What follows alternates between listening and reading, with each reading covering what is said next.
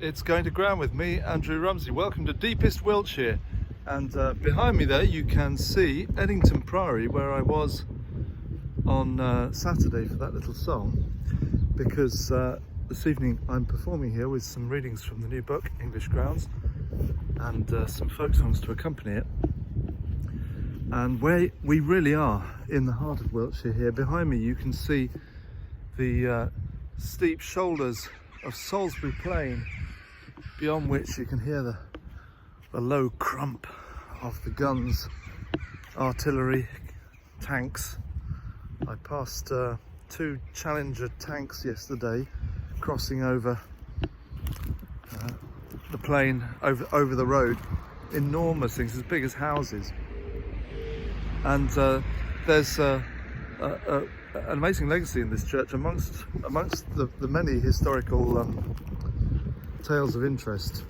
Is a pretty gruesome episode when the Bishop of Salisbury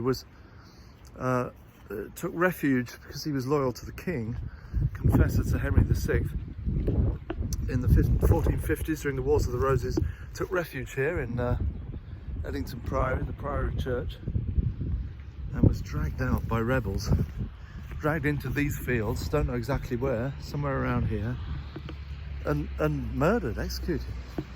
So I better watch my step. Edington isn't entirely safe for bishops, but it's also the site of the great victory of King Alfred over the Danes at Edington. Edington is the name that we think is from which that stems, and that led to the Christian conversion of the Viking invaders, under some duress, I suspect.